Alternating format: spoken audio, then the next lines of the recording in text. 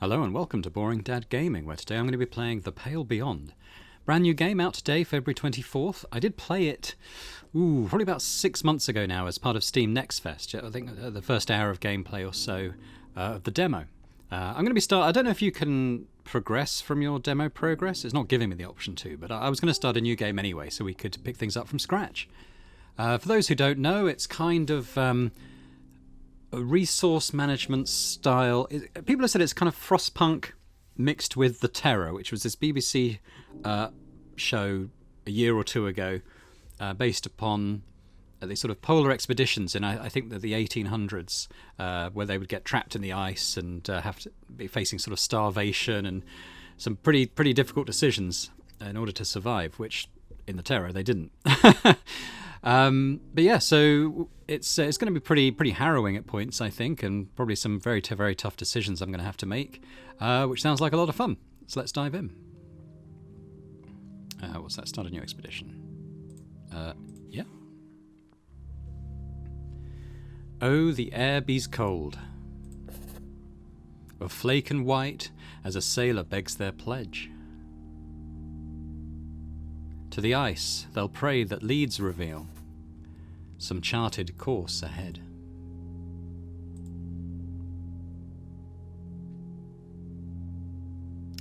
Of homes they'll dream, of warmth long lost and chased to Frostworld's edge.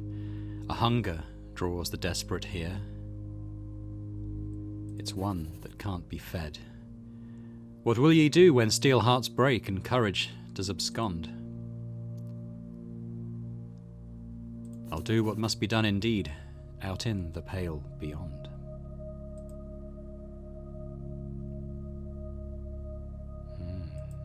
Begin our journey.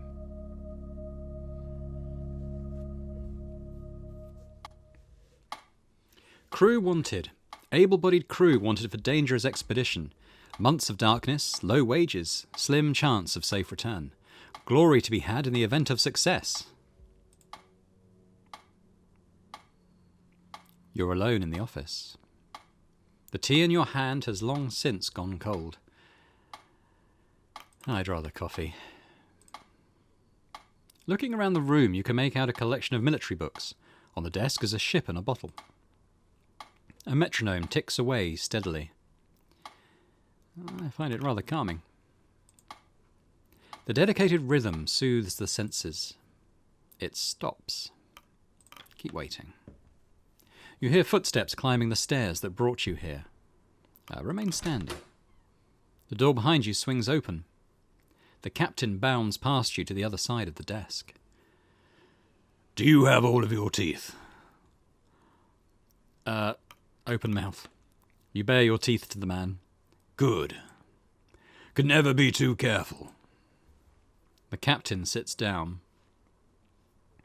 It's the little things you can lose people to. I've not had scurvy before, if that's what you're asking. There's more things to worry about than just scurvy. How many people have died under your supervision? None. Meaning you're either perfect for the job, a liar, or you've never been in command. Which is it? The latter. Really? Command tests a person's mettle. Do you think you're ready? Yes, I do. Please, take a seat. Thank you. The chair is uncomfortably large. The seat feels worn.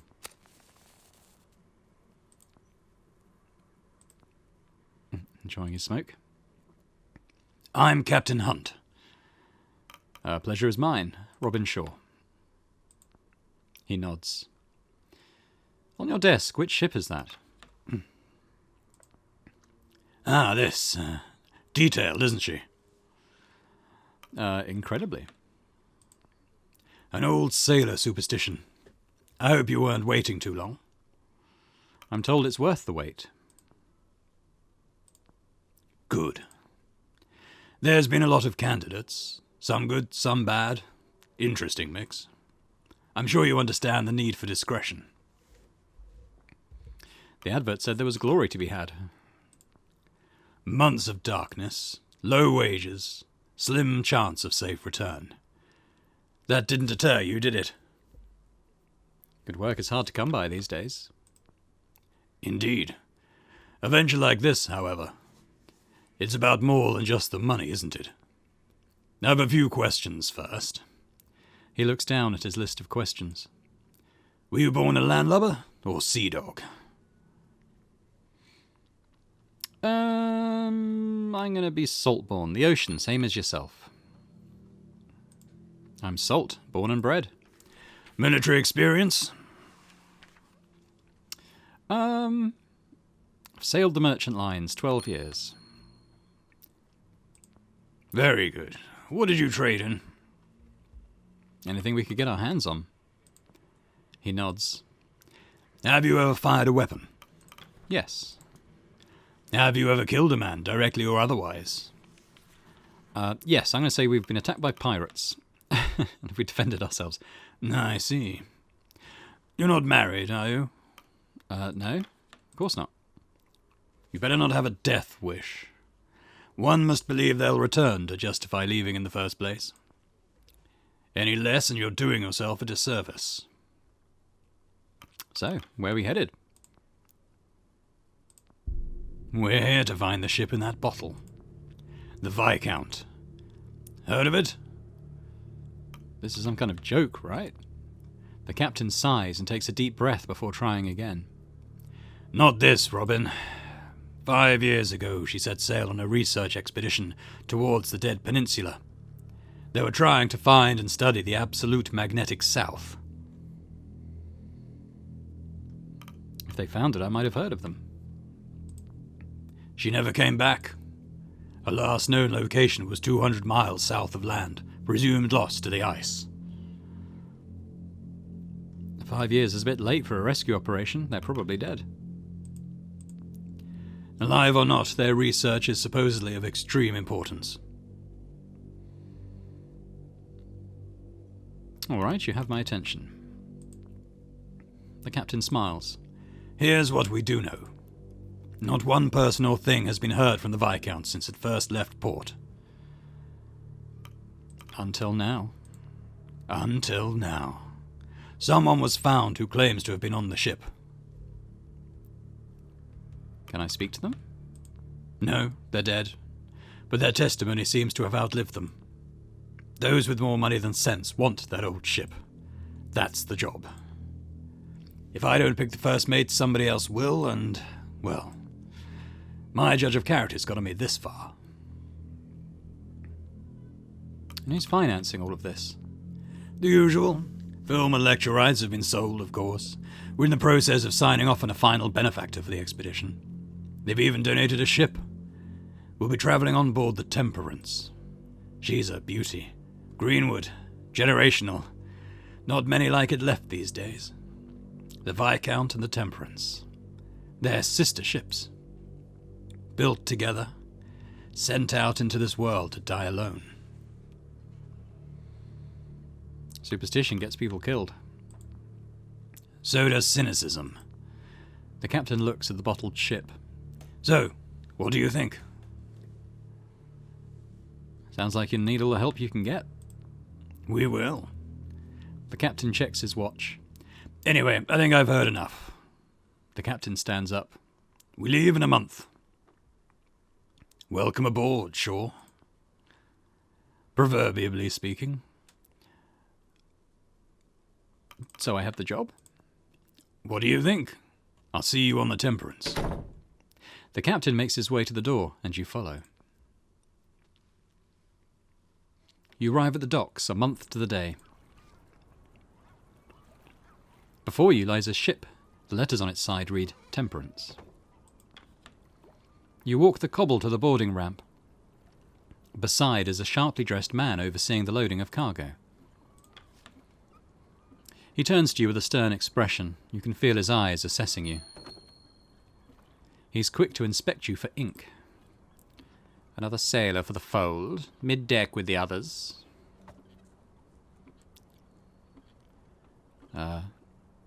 Offer a handshake. You reach out your hands for a handshake. His hands remain behind him. Please let me know who you are so I can place you on the correct deck. Officer Shaw. Officer... Oh, I see. That would make you the captain's choice for first mate, correct? I'm Mr. Templeton. I shall be operating as the chief science officer on this expedition. I'm also the incumbent representative of our benefactor. Do, however, consider myself and my team at your and the captain's disposal. What did you specialize in? Applied botany. Not much use for a botanist on the ice, is there? Templeton glares at you. I assure you, I'm well equipped in all matters scientific. No doubt I needn't inform you of your duties. You're second only to Captain Hunt himself. Though I must warn you that you have quite the task ahead. The rabble I've spent the afternoon sorting are the same that you'll have to whip into shape. Punctuality, schedule. A strict adherence is what we need if this expedition is to succeed. I expect you to be the organized sort. You would not have been assigned the role otherwise. I doubt there'll be much issue. We can only hope. But your role is more strenuous than it would first seem. Let me know when you're ready to depart. I'm certain you're eager to be back on the ocean. The less valuable time we waste here, the better. We've got something to look at here. A young man stands at the ramp, steeling himself for the journey ahead. Hesitantly, he begins to drag his feet up the ramp and onto the ship. You'll be gone for quite a while. It will be some time before you see the city again. Okay, so we have sort of clock type thing. It's week 0 morning. I guess that's getting progressively colder the further it moves up into this zone. It's minus 10 degrees C at the moment, so a little bit chilly. Actually, pretty chilly. Hunt's description of the ship was accurate. Near identical to the Viscount, barring some modern additions. Okay, I think we're going to set sail.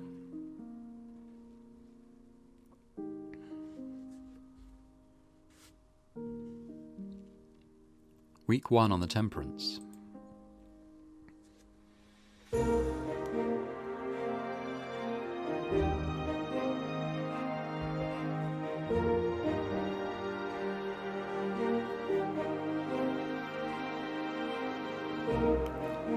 It's been a month. Okay, that's the poem we read. First Mate Shaw, personal log. It's been 1 month since I signed on, and 1 week since we've set sail aboard the Temperance. I'm told the waters will get warmer as we pass the hemisphere, before they turn colder. The Temperance? I've never been on a ship like this before. She's magnificent. A technical marvel. Elegant machinery expertly weaved through one of the fastest hardwood ships of its day. Reborn for this mission, breathing again with life. She's simply magnificent. As for its master, he's mostly kept to his quarters so far. I'm not sure what to make of our leader. I can't shake the feeling that he's not telling the whole truth. Despite that, I find myself warming to the man. There are now 22 of us, including the captain. Our next port will be our last before we enter the ice, to pick up the remaining 4 members of the crew, the scouting team. Hunt is also keen to work out a deal on a pack of sledding dogs. I've sailed with worse. We came across all kinds trading with merchants, but rarely this split. I can't help but wonder who's footing the bill for all this. Certainly not the captain. Such exquisite modifications to the ship mustn't have come cheap. I intend to investigate further. One of Hunt's sailors approaches. Captain wants you at the helm. Good, I want to see him. He leaves. Forecastle, captain's cabin. Join Hunt at the helm. Oh yeah, we'll do that. You ascend the stairs to the stern and find the old captain manning the helm of the ship. Nah, Robin, lovely day for it, isn't it? It is indeed, Captain. Indeed. It's days like these I make sure I do my fair share of the sailing. He winks. Why? Can't afford to go rusty in my old age. Never know when you're going to have to get your hands dirty. He thinks for a moment before stepping aside and stretching out a wrinkled hand. Did you ever take the helm in the Merchant Navy? Or were you stuck carrying crates? Here, why don't you take a try? Okay, I'm going to take the wheel. You grip the wheel of the ship and feel the weight of the waves in your arms. Ooh. The memory in your muscles rear themselves as you begin to move in time with the ship and the wind. Okay, very nice. Easy. There, you have it. The captain pats you on the back. Fantastic. Now try to get a sense of where we are. Get some perspective. We can zoom in and out. Peaceful, isn't it? How far can we go? That's as far as we can go. He takes the wheel back from you. I think I'll drink the morning in a little longer. Would you mind preparing my quarters for the day's work? There's much to do. Okay, so what do we have? Oh, we'll look at the crow's nest. The crow's nest currently stands unoccupied. The scouting team are expected to join at the next port. Okay. So let's go to the captain's cabin. A pristine furnished tub secured to the floor. A luxury to be had on the ice. A classical painting depicting sailors doing battle with a kraken. An ode to an old folk story of the great Captain Seamus's dance with the Salt Kings.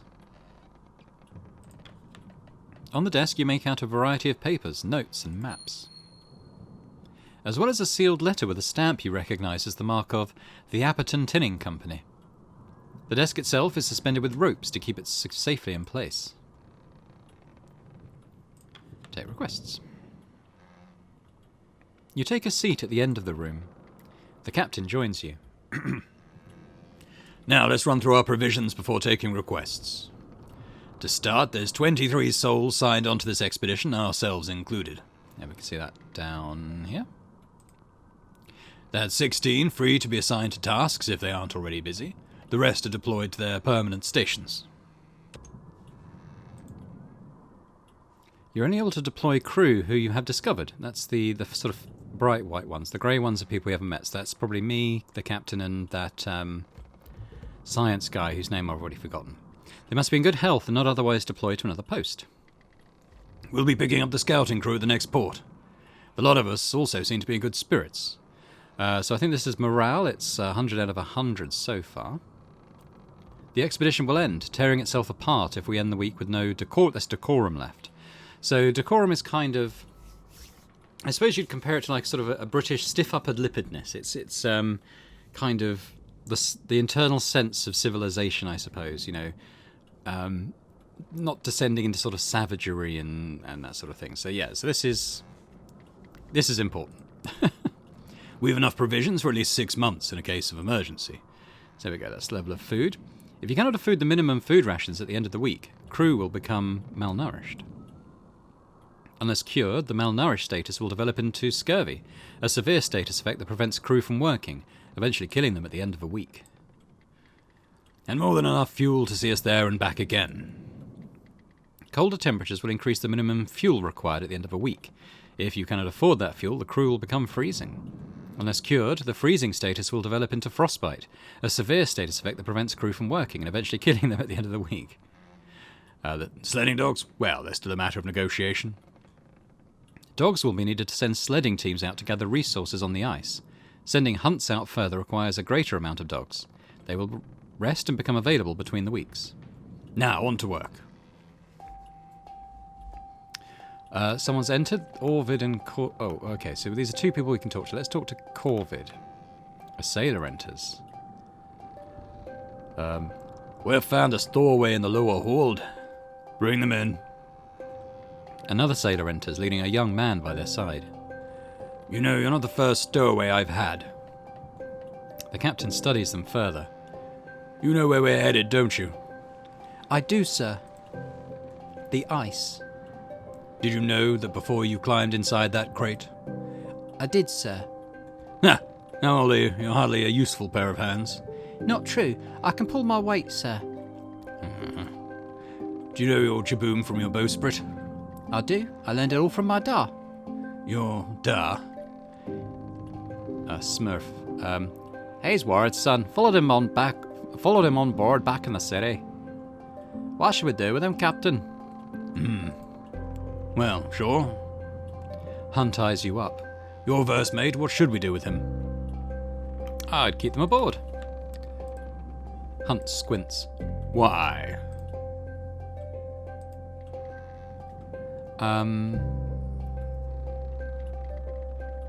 You need all the help you can get. This young man wants to help. I'd say we let him.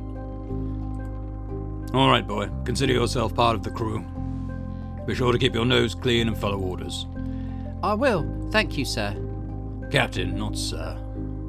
Aye, Captain. The stowaway joins the two sailors below deck, now a member of the crew. Well, it seems the litter has a new runt. I hope the rest won't mind sharing their rations. Yes, we've got 4 out of 20. So for 24 crew, we know 4 of them now. What of the father?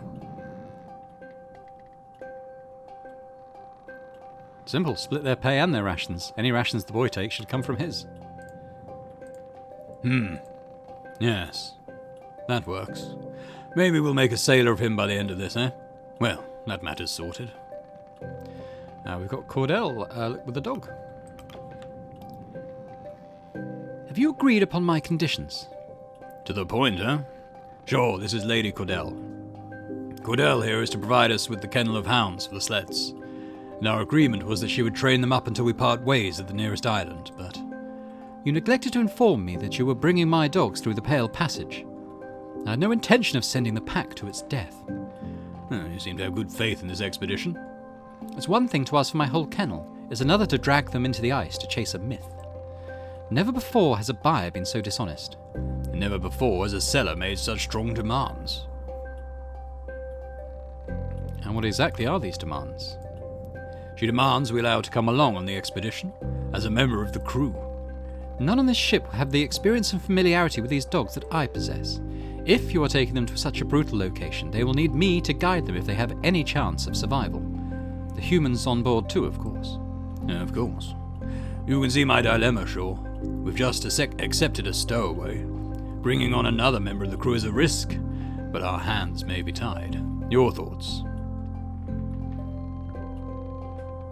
I don't see the harm in having an expert on the sled dogs. Good point, Shaw. He turns to her. This deal is already to your benefit. Do you have anyone on board with extensive training in the management and ruling of dogs? Your sleds are useless if you can't control the dogs efficiently enough to haul them. And I would like to ensure my dogs are treated properly. How about... I hope you're as experienced as you claim, Cordell.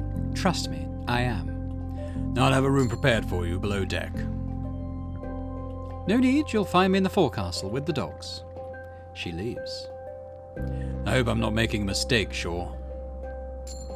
Okay, so I think we'll finish the request. We've got some dogs in now. That's pretty cool. Now that's all settled, I have one more errand for you to run.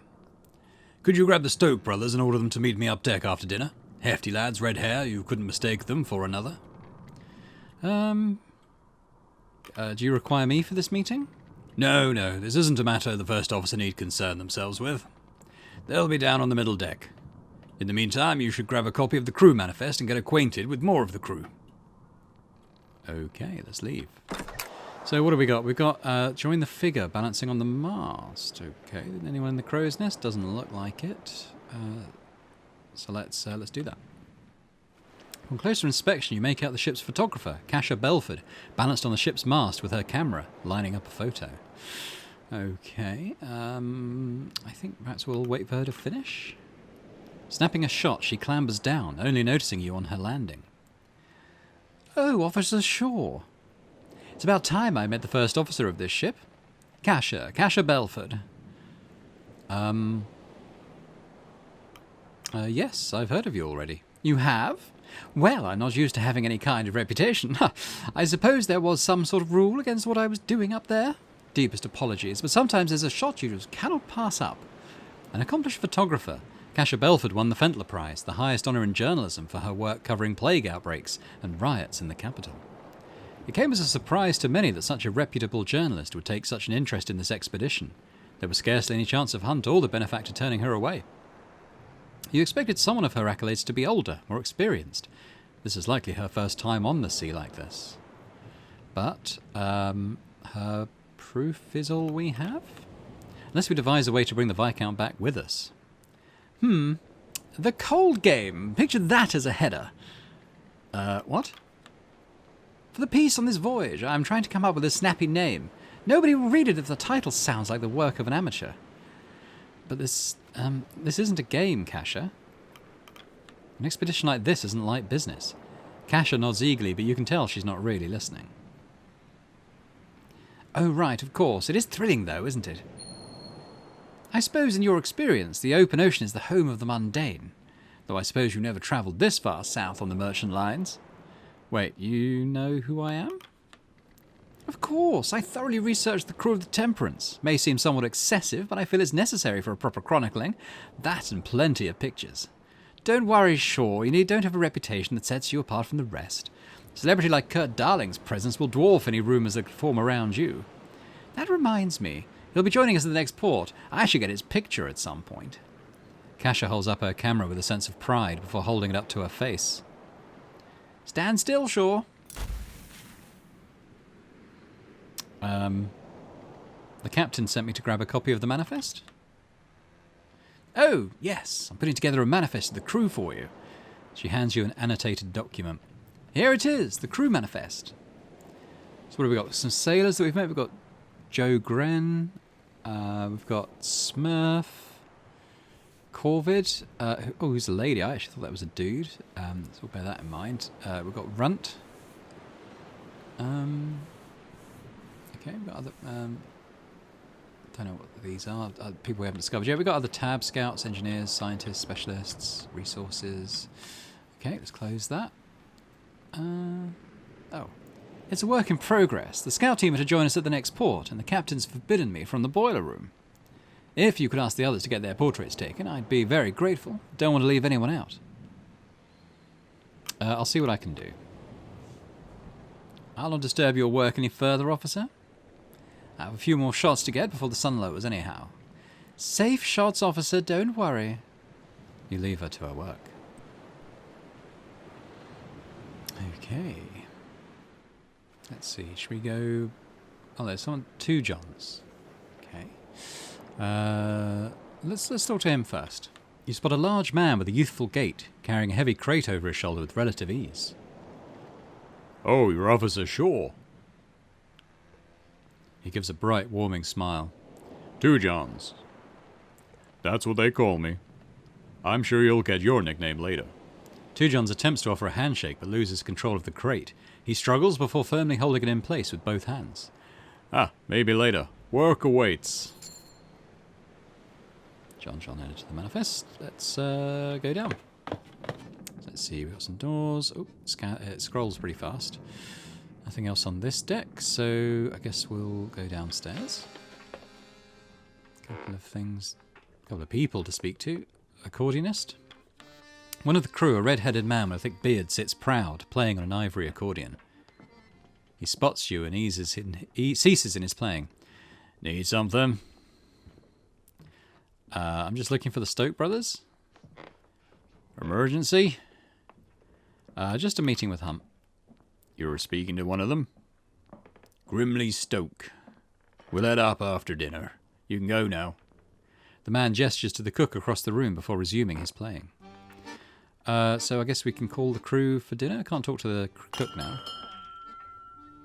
The crew have their meal. It passes in relative silence. The crew return to their posts. The hammocks are unfurled in preparation for the evening. Twilight falls. We can listen to these guys. Over dinner, you overhear the newly picked up stowaway speaking with the one-armed man. But, Dar... You're lucky Hunt didn't throw you overboard. Half a mind to do that myself. Come on, Dar. I'm here to help. Better know that involves work. Don't expect special treatment. I won't. You're an impossible child, Timmy. Okay, Doug Ward, the dad. We know him now. Let's go back up. That's my room. Won't go there yet. We've got someone to meet here, Mr. Gloss. You spot one of Templeton's science team pacing around the middeck, searching through some luggage that has been pulled from a cabin. Ooh, let me look in the light. Where was it now? He notices you. Ah, Officer Shore, correct. Dwight Glassley. Apologies, I seem to have misplaced something while settling in the cabin. A bottle of wine, actually. Oh, well, can't be hard to miss. It will turn up eventually, I'm sure. I would hope so. My wife and I brought a bottle to celebrate with. To be saved for the journey back, of course. Well, if you find it, please let me know. Dwight Glossley added to manifest. I think that's it for this deck. Nothing down. Can't go down to the hold, so we'll leave that for now. Guess we'll go up. Look at the ocean. Let's talk to Templeton, actually. You spot Templeton looking out into the sunset. As you approach, he turns to you and nods. Ah, Officer Shore. It'll be some time before we see a sunset such as this again. The light distribution towards the southern pole is quite the change. It'll be quite some time before we return home. Indeed. Templeton keeps his focus on the reflection of the setting sun over the stirring waters of the ocean. There is great expectation upon us, officer. From who? Who is this benefactor of ours? That is not for you to know, not yet. Templeton looks down, catching his reflection in the ocean's surface. He looks back up at the sunset. Quite the sight, but I wouldn't linger upon it too long. We should retire for the evening. It is important the first officer be well rested. Use E to advance to the next week. Okay, I kind of wanted to look at the ocean, but I guess we could do that. Okay, hold down E. Okay, food rations. So we're losing 50 for feeding the 25 crew. That seems okay. We got 100, so I think it's probably too early to start rationing this. Same for the fuel. I think we'll leave it there. I presume we're going to get a chance to gather some more. Ship makes its last port at Orca Island. Cordell's sledding dogs are picked up. Scouting crew and Kurt Darling are picked up. The days are getting brighter as you move further south.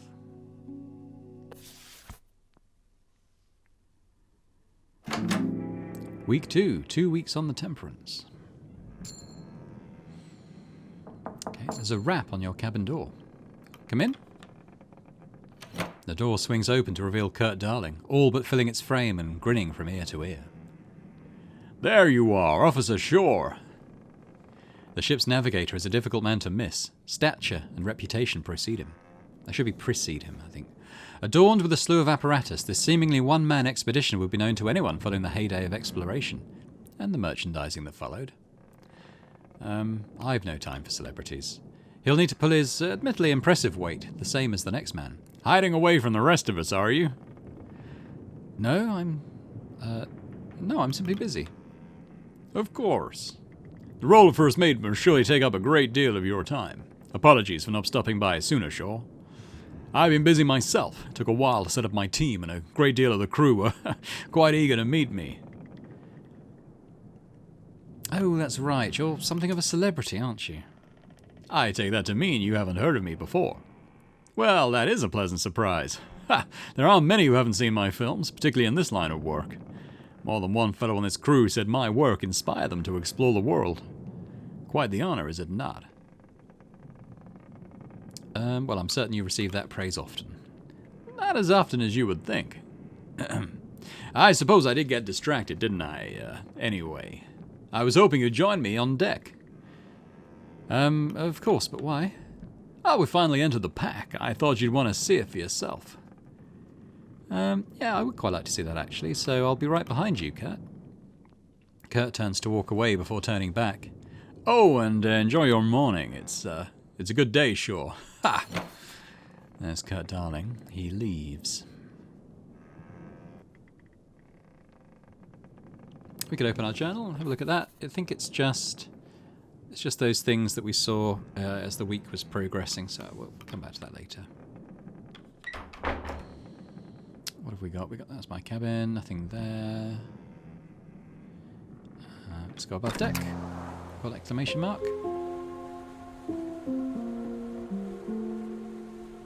There's the cabin. Let's talk to the helmsman. At the stern, you notice an older sailor at the helm. The old man takes in a deep breath in the cold air before letting out a satisfied exhale. Morning.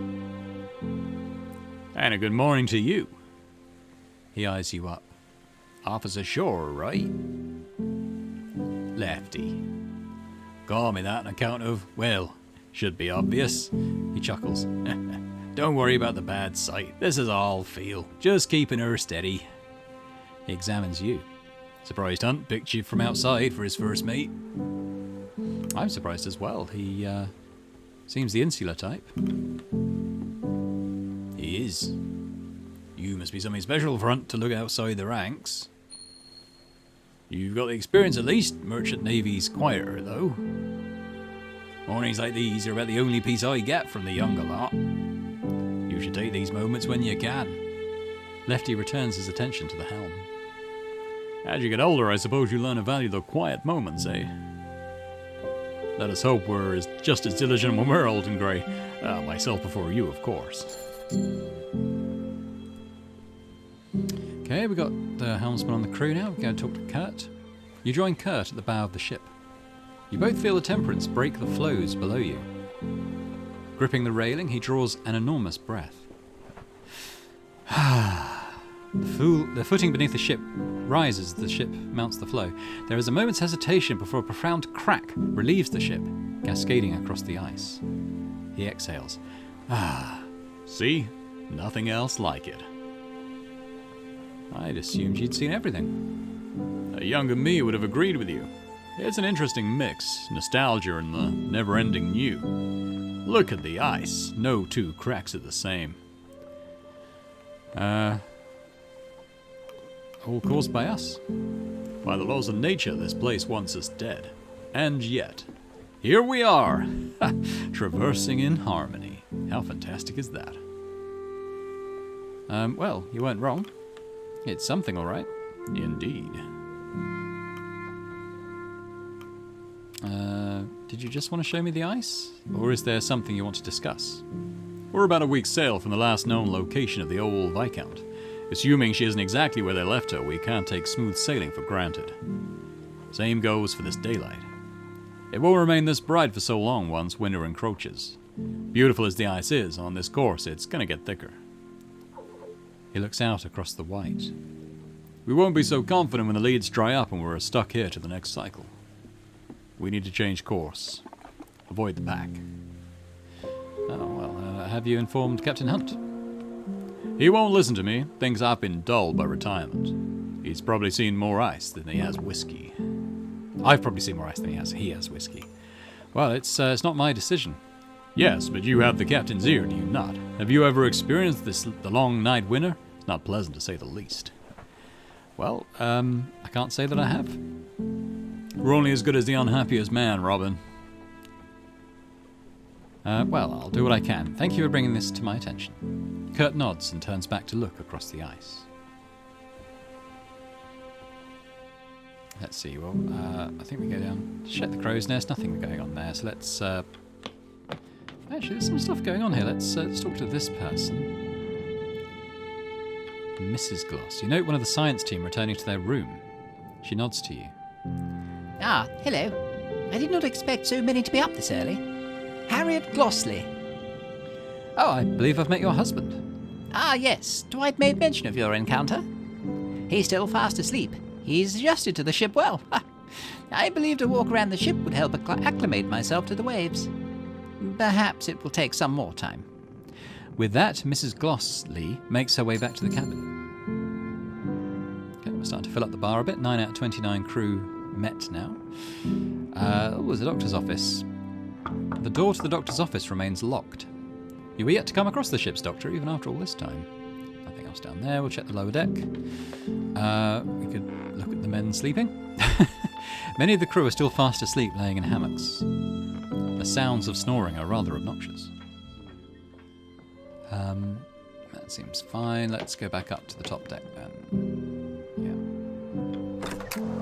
To the captain's cabin, I guess.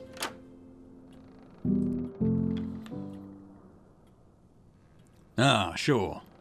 Ready for another day of work? Did you hear Kurt's advice? He wants us to switch course. I had a few words to share. He may have been an expert in his time, but these days Kurt is one with more money than sense. Anyway, back to work. I was hoping you'd help me work through a few more requests from the crew. You may have noticed the line pulling up outside. Everyone wants something, it seems. Call them in as you please. Who should we have first? Maybe we'll go with Corvid first? She was Scottish, I think. Hunt, you asked for a report on how the stairway's doing. I want to see if the young boy has been settling in well. Aye, he has indeed. It means another mouth to feed, but the boy works hard and doesn't ask much.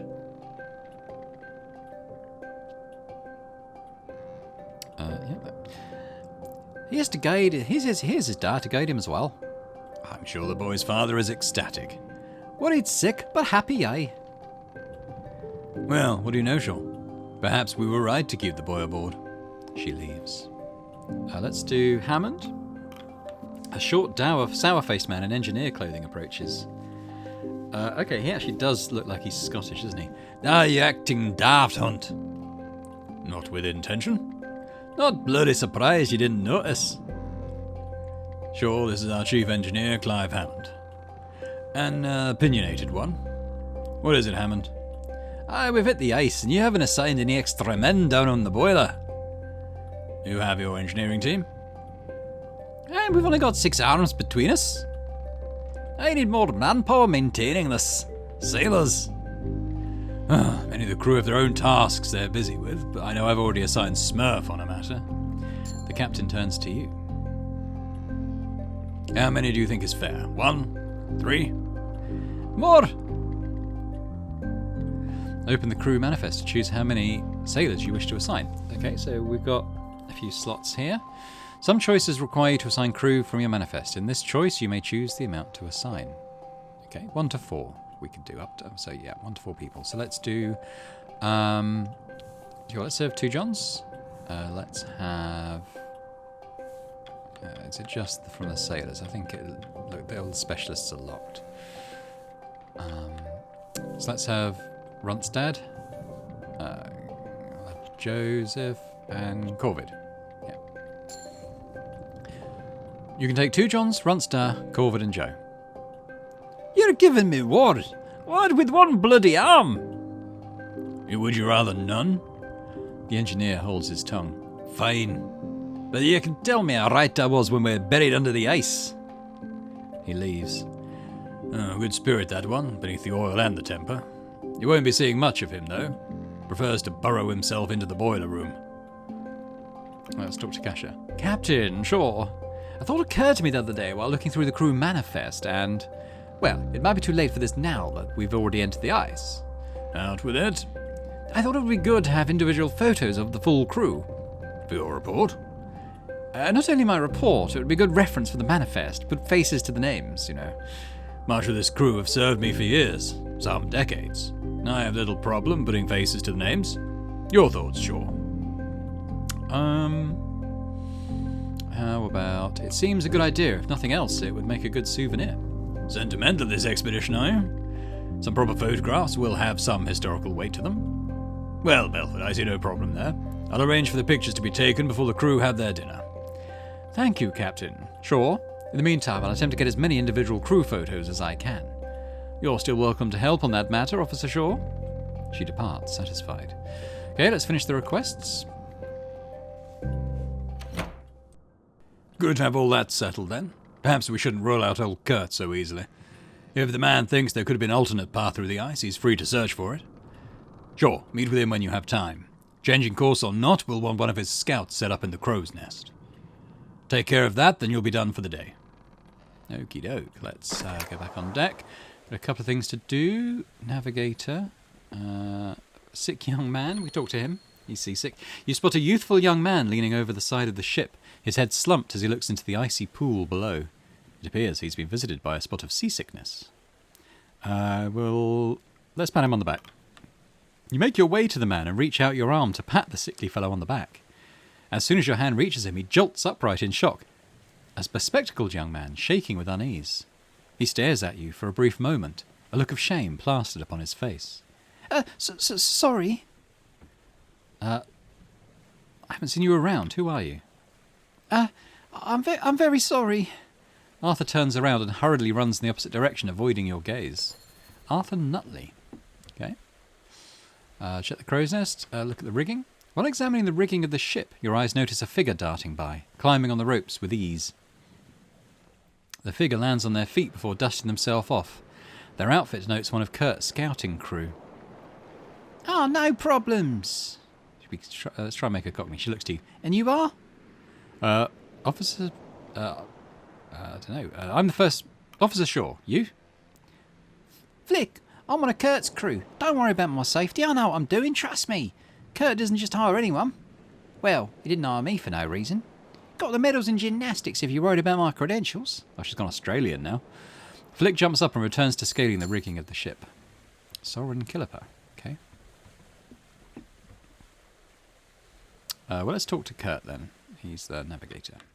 Send me up there, I'll get you a reading. The scientist eyes the man's cane and turns to you. I believe the navigator means you to send one of his scouts. The navigator clears his throat and taps his cane. Yeah, of course. If you find one of mine, that'll get us a reading rightly. Okay, so let's click on the crow's nest. We've only got one. We've got Flick, so let's click on her. She's in there now. They ascend to the nest and take a reading with the sextant. All clear from up top. Governor? What have we got? We've got Orca Island. So that was where we stopped, wasn't it? The last port you made, where you picked up Kurt and the scouting team. This is all the ice. What we got here? We got another thing here. This is Viscount Island, the last known location of the Viscount. Your destination. And all that ice in between. Can't see anything else out there. Okay, we go below decks now. Or we could listen at the door. You overhear two of the newly arrived scouting crew talking. Ah, Quilsley. Yorick the Third. Yeah. I've start running out of voices, really. We'll keep going. You having any trouble settling in? Not too bad. I can't wait for a chance to sleep, though. Proper navigator never rests until their work is done. Of course, of course. I take it you had no issue settling in. Not at all. The crew are a funny lot. Old Kurt certainly caught their attention. Do you think any of them would mistake Kurt and myself? I think you'd collapse from joy if they did. Maybe. Yorick and Quill. Let's go down. Okay, we've got a couple of choices. We've got the pump room. Doesn't appear to be anything here to do. We've also got the pantry. Let's pop in here. The moment you enter the pantry, a bag of flour drops on your head, scattering all over your officer's uniform. The hills was that? Gnomes? I assume it's a person called gnomes and not actual gnomes. You wipe the flour off you before continuing. Tinned food. We can take that. Let's do that. You left a crate of tins from the shelves. Okay. I guess we'll click on the cook. You must be sure. Seems you met my brother already. Yoren Stoke, but nobody calls me that. On this ship, I'm known as Junior. You seem more personable than your brother. Aye, you definitely met Grimley. He's not the bad sort, my brother. Just to the point. He decides if he likes you right quick. One step ahead of me. If you add those tins to the hoosh, we should be good for dinner. Crew need fed for the week. Okay, feed the hoosh pot. Resource items may be spent here for instant effects, increasing food, or changing the status of crewmates. So maybe if people are ill and need extra food, you can kind of chuck it in and it'll help them, perhaps. Call the crew for... Oh, no, we can go back to the pantry? No, there's nothing else to do in there. We just jumped the gun a bit. Let's call the crew for dinner then. The crew have their meal. Darling. Ha! Shall we toast to the ice? Oi. The days get longer, but dinner is fixed. It will see us through the long days and the darkest nights. Okay, that was the toast. The crew return to their posts. The hammocks are unfurled in preparation for the evening. You can't help but notice that it's still bright light outside. Oh, we can overhear these two. You notice two sailors passing by from the dinner table. An inebriated sailor on wobbling legs, leaning on the shoulder of another. Ah, good times, good times. Oh. Need to learn to handle your drink, Tucker. Ah, but I'm fine. My mates carry me, cavity? They can also drop you. Have two Johns carry you next time. Oh. Are you asleep? No, shit. Rafe Doom and Tolson Higgs. So we know 8 out of 29 now, looks like. Well, they might be available. I'm sure that was higher before. Oh, there's another door down here. You knock on the door. No response. You knock on the door. Still no response. You can hear the sounds of rustling inside. Third time's the charm. After knocking on the door several times, it finally swings open to reveal one of Templeton's science team. Yes?